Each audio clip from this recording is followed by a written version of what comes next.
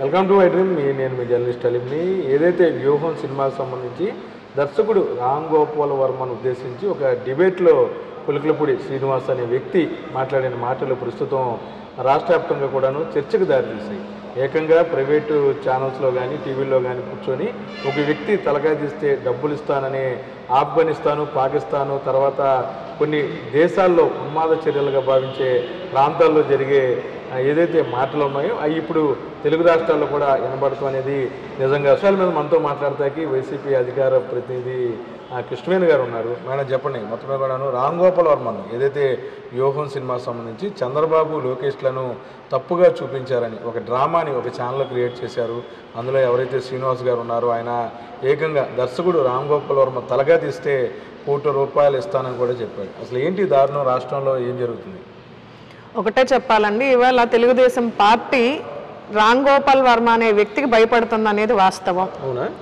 రామ్ గోపాల్ వర్మ గారు తీసిన సినిమాకి భయపడుతున్నది అన్నది వాస్తవం. కాబట్టే ఇవాళ ఎంటైర్ తెలుగుదేశం పార్టీలో ఉన్న ప్రతి వ్యక్తి కూడా మీడియా ముందుకొచ్చి, సోషల్ మీడియా ముందుకొచ్చి ఇష్టానుసారంగా పిచ్చగా పెచ్చరిల్లుతూ మాట్లాడుతూ ఆయన ఆఫీసుకు కూడా వెళ్ళి వార్నింగ్లు ఇచ్చి ఇవాళ తెలుగుదేశం పార్టీలో ఉన్న ప్రతి ఒక్కరూ రామ్ గోపాల్ వర్మని ఆయన పేరుని జపిస్తూ ఒక రకంగా సోషల్ మీడియాలో ట్రెండింగ్గా ఉంచారు.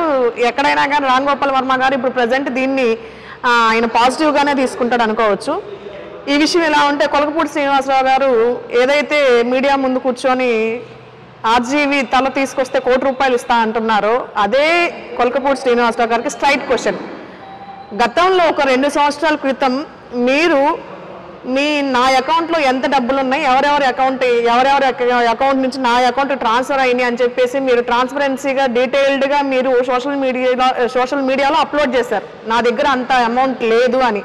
ఇవాళ హుటాహుటి నా ₹1 నేను ఇవాళ ఆయన తల తీసుకొచ్చి ఇస్తే ₹1 ఇస్తాను అన్నారు అంటే మీరు చంద్రబాబు నాయుడు గారి దగ్గర నుంచి ఎంత ముట్టించుకున్నారు? చంద్రబాబు నాయుడు గారి ఆధ్వర్యంలో మీరు ఇలాంటి షాకింగ్ వర్డ్స్ మీరు మాట్లాడుతున్నారంటే చంద్రబాబు నాయుడు గారి మెప్పు తీసుకొని ఎక్కడో అక్కడ సీట్ తీసుకోవాలన్న ప్రయత్నం చేస్తున్నారని ప్రజలు బాగా అర్థం చేసుకుంటా ఉన్నారు.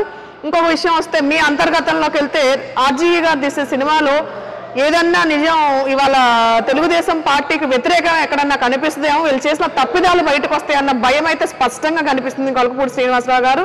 కాబట్టి మీరు ఏదైతే అవినీతి పక్షాన్ని నిలబడి ఉన్నారో దానికి నేను ఎక్కడ ఏ స్థానంలో నుంచొని ఉన్నానో ఇవాళ నేను తీసుకున్న ఏదైతే ప్యాకేజీకి న్యాయం చేస్తున్నానన్న ఉద్దేశంతో వెళ్తున్నారు. కానీ ప్రజలు దీన్ని హర్షించరనేది మీరు మైండ్లో గుర్తుపెట్టుకోవాలని చెప్పేసి కూడా తెలియజేస్తున్నాను. అంటే ఒకటి చెప్పండి, మొన్న కూడా రీసెంట్గా ఎవరైతే retired high court judge Savan Kumar గారిని కూడా ఉద్దేశించి చాలా వల్గర్గా మాట్లాడారని ఈ మధ్యన కొన్ని వీడియోలు ట్రోల్ అవుతాయి. ఆయన గురించి కూడా ఏదో మాట్లాడారండి. అవునండి, ఆయన ఇవాళ కొలకపూడి శ్రీనివాసరావు గారు నేను ఒక దళితుడిని అన్న ధైర్యం ఒకటి బాగా గట్టిగా పెట్టుకొని నా మీద ఏదన్నా జరిగితే దాని మీద నేను ST SC non bailable case నేను పెట్టచ్చు అన్న ధైర్యంతో ఏ రకంగా ప్రవర్తించినా కూడా చెల్లుబాటు అయ్యిద్దన్న ఉద్దేశంతో జడా శ్రావణ్ కుమార్ గారు తెలుగుదేశం పార్టీ గురించి, నారా చంద్రబాబు నాయుడు గారి గురించి అవ్వచ్చు, నారా లోకేష్ గారి గురించి అవ్వచ్చు, వీళ్ళు చేస్తున్న ఏదైతే అకృత్యాలు, ఏదైతే అవినీతి ఉందో దాని గురించి నేను బయట పెడతాను అని చెప్పేసి మాట్లాడినప్పుడు మూడు రాజధానుల విషయంలో ప్రజలకు జరిగిన అన్యాయం గురించి నేను బయట పెడతాను అన్నప్పుడు కొలకపూడి శ్రీనివాసరావు గారు అరే శ్రావణ్గా నా కొడక నిన్ను చెప్పు తీసుకొని ఇంటికి వచ్చి కొడతాను అని చెప్పేసి బహిర్గతంగా ఒక న్యాయస్థానంలో పనిచేసిన వ్యక్తిని గురించి ఇలాంటి దూషణకు దిగబడుతున్నారు అంటే కేవలం ఒకటే సార్, ఇవాళ రాష్ట్రంలో జరుగుతున్న మంచిని డైజెస్ట్ చేసుకోలేకపోవటం ఒకటి, 2 చంద్రబాబు నాయుడు గారి దగ్గర మెప్పు పొందాలన్న ఉద్దేశం తప్ప వేరొక ఉద్దేశం లేదు. అయితే మీరు అరిచి గీ పెట్టుకొని ఎన్ని టీవీ డెబేట్స్లో పార్టిసిపేట్ చేసి ఎన్ని రకాలుగా అధికార పక్షం మీద అవ్వచ్చు, లేదంటే ఇప్పుడు ఆర్జీవి లాంటి వాళ్ళ గురించో, లేదంటే జడా శ్రావణ్ గారి గురించో ఇలాంటి వాళ్ళ వ్యక్తుల గురించి ఎన్ని మాట్లాడినా కూడా మీకు సీట్ ఇచ్చే అవకాశాలే లేవండి. ఎందుకంటే ఆల్రెడీ దళిత సోదరులు ఎంతో మంది అక్కడ కష్టపడుతూ చెమట వచ్చి ఆస్తులు పోగొట్టుకొని పెళ్ళాం పుస్తలు కూడా తాకట్టు పెట్టుకొని పనిచేస్తూ జెండా మోస్తూ జెండా కూలీలుగా మిగిలిపోయారు తప్ప గుండెలు చించుకొని గుండెలు అవిసిపోయేలాగా పోరాడే వ్యక్తులుగా నిలబడిపోయారే తప్ప వాళ్ళకి ఎలాంటి ఉపయోగం వరగలేదు. మీ పరిస్థితి కూడా త్వరలోనే రాబోయే రోజుల్లో అదే పరిస్థితి వస్తుంది. మళ్ళీ యాజ్ యూజువల్గా మీ ఇన్స్టిట్యూషన్స్ ఏమన్నానో మళ్ళీ రీఓపెన్ చేసుకొని రెన్యువేషన్ చేసుకొని ఓపెన్ చేయించుకోవడానికి రెడీగా ఉండమని కూడా తెలియజేస్తున్నాను. అంటే ఒకటి చెప్పండి, యోహన్ సినిమాలో రామ్ గోపాల్ వర్మ గారు ఎవరైతే చంద్రబాబును పోలిన వ్యక్తిని ఉంచడం, లోకేష్ని అంటే పప్పులా సంబోధించడం, తర్వాత పవన్ కళ్యాణ్ ఏమో వేరేగా పోల్చడం, ఇవన్నీ కూడా కరెక్ట్ అంటారు. అంటే ఊహాజనితంగా తీయకుండా కేవలం అటువంటి పోలిన వ్యక్తులను పెట్టడం ఎంతో సభ్యం.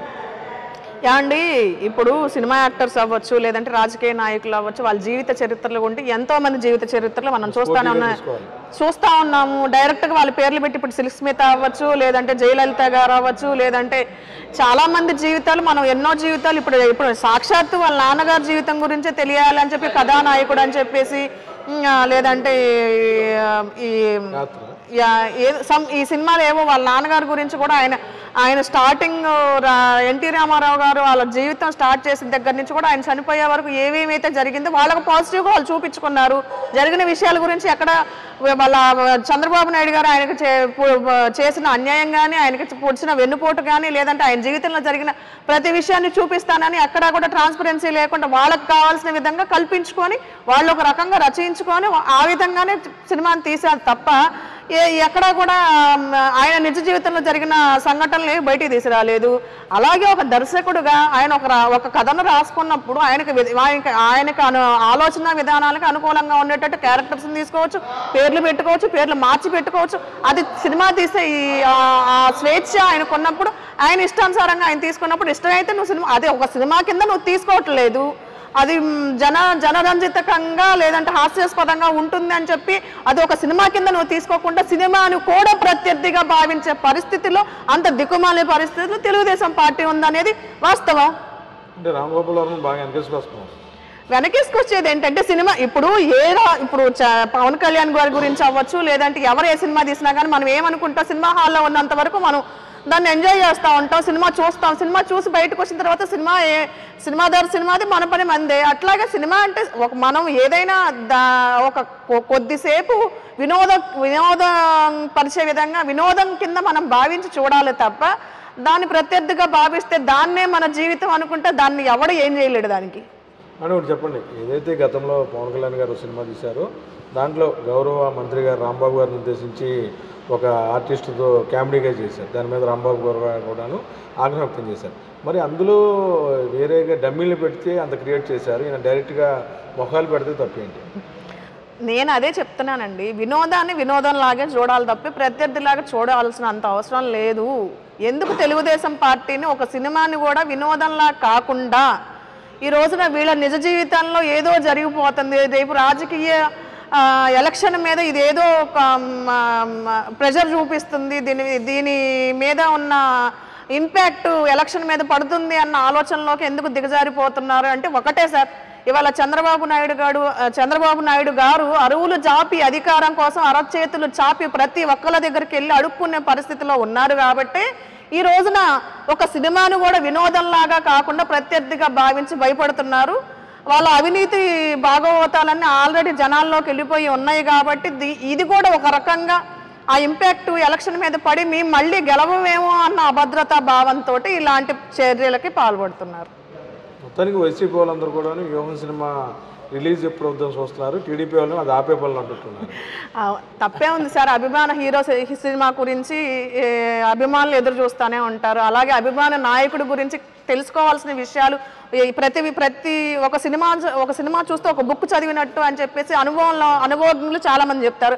అట్లాగే ఇప్పుడు రాజశేఖర రెడ్డి గారి గురించి అవ్వచ్చు, లేదంటే జగన్మోహన్ రెడ్డి గారి గురించి అవ్వచ్చు, లేదంటే వైఎస్ఆర్సీపీ పార్టీ గురించి అవ్వచ్చు, ఇంకా తెలియని విషయాలు ఏమన్నా ఉన్నాయో తెలుసుకోవాలన్న ఉత్కంఠ ప్రతి ఒక్కళ్ళు అభిమానులుగా మాకు ఉంటుంది. కాబట్టి వెయిటింగ్లో ఉన్నాం. మేము తప్పనిసరిగా దాన్ని విజయవంతం చేసి మేము చూస్తాము. ఇంకా తెలియాల్సిన విషయాలు ఏమన్నా ఉంటే తెలుసుకుంటాము.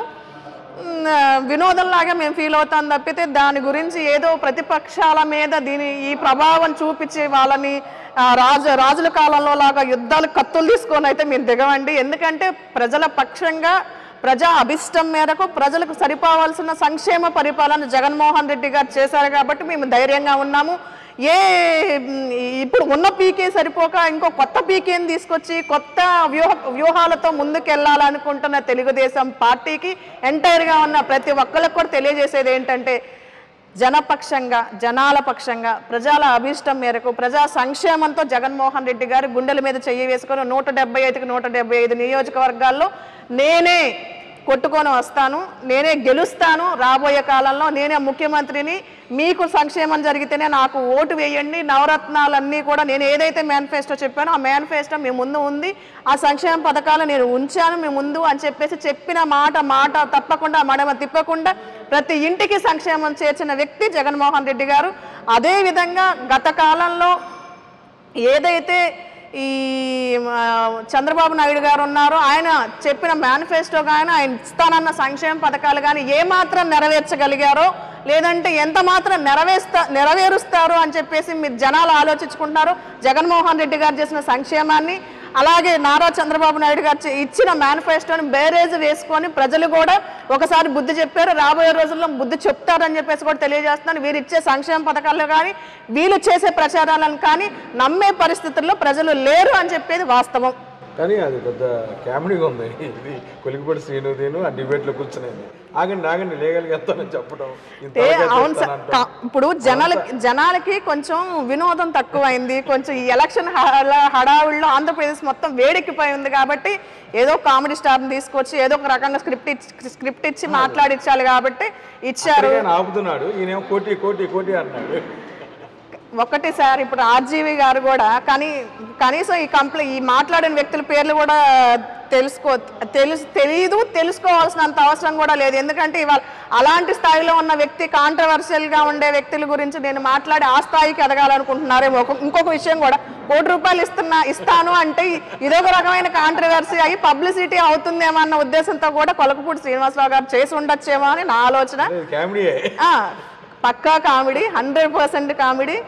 అదేవిధంగా ఆర్జీవి గారు చేసిన ఈ దర్శకత్వం, ఈ డైరెక్షన్లో వచ్చిన సినిమాల్లో కూడా కొత్త కమెడియన్స్ని, కొత్త కామెడీని, లేదంటే వాళ్ళ రాష్ట్రానికి చేసిన మేబీ అవ్వచ్చు సార్. సో ఇదంతా జరుగుతూ ఉంటుందని చెప్పేసి తెలియజేస్తున్నాను. మొత్తమే కూడాను ఆంధ్రప్రదేశ్లో వ్యూహం ప్రకంపనలు ఇటు మొత్తం కూడాను తెలుగుదేశం పార్టీ నేతల్లో వణుకు భయం పుట్టించేలా ఉన్నాయంటున్నారు కృష్ణవేణి.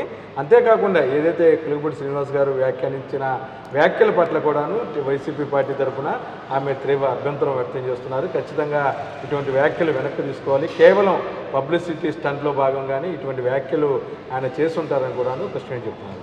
వీడియో జర్నలిస్ట్ విజయకస్తో కలిసి ఐడెంట్ కోసం అబ్దుల్ అలీ, మంగళగిరి.